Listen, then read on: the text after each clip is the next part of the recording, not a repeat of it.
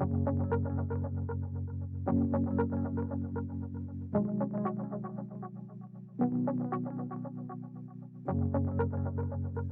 Alvin, and in this brief devotional today, I want to talk about Jesus' warning against greed.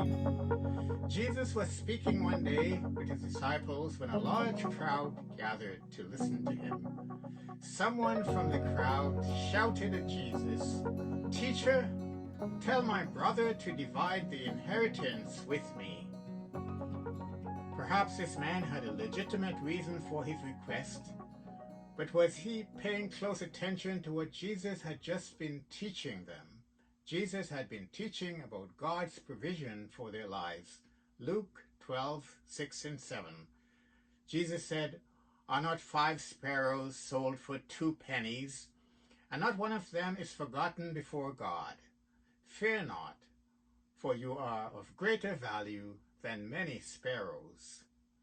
Jesus was teaching on the difference between our need and our greed. And he said to them, "Take care and be on your guard against all covetousness, for one's life does not consist in the abundance of his possessions." Luke 12:15. You have heard the saying, "You can't take it with you," your possessions, that is. Or can you?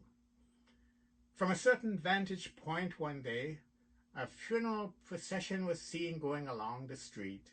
First there was the town car, followed by the hearse, and followed by a number of cars with their lights flashing.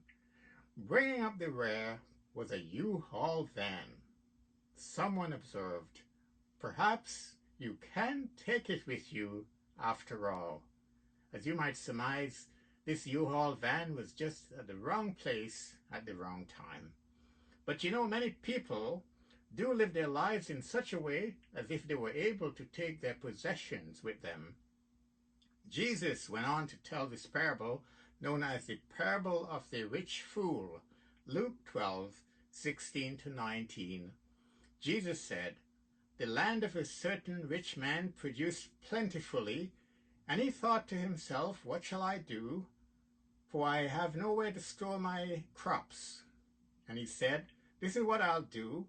I will tear down my barns and build larger ones, and there I will store all my grain and my goods. And I will say to my soul, Soul, you have ample goods laid up for many years.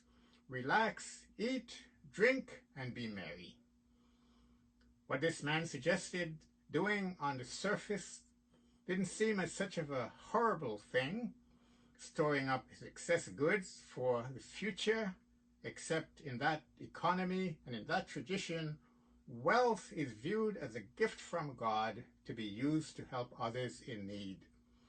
This man was building larger barns and storing up for the future while his poor neighbors around him were going hungry. That's why in this parable, God's response seems so severe.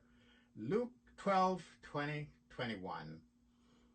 But God said to him, "Fool, this night your soul is required of you, and the things you have prepared, whose will they be? So is it with the one who lays up treasures for himself and is not rich toward God." How can we be rich toward God? By making it a priority to give generously and lavishly to those that are in need. Proverbs 19 and verse 17 says, "Whoever is generous to the poor lends to the Lord, and the Lord will repay him for his deeds." So let us be generous with what God has given us instead of holding on to it jealously. Jesus said, "Seek first the kingdom of God and his righteousness, and all these things will be added to you." May the Lord bless you and help you to hold loosely the possessions that he has given you.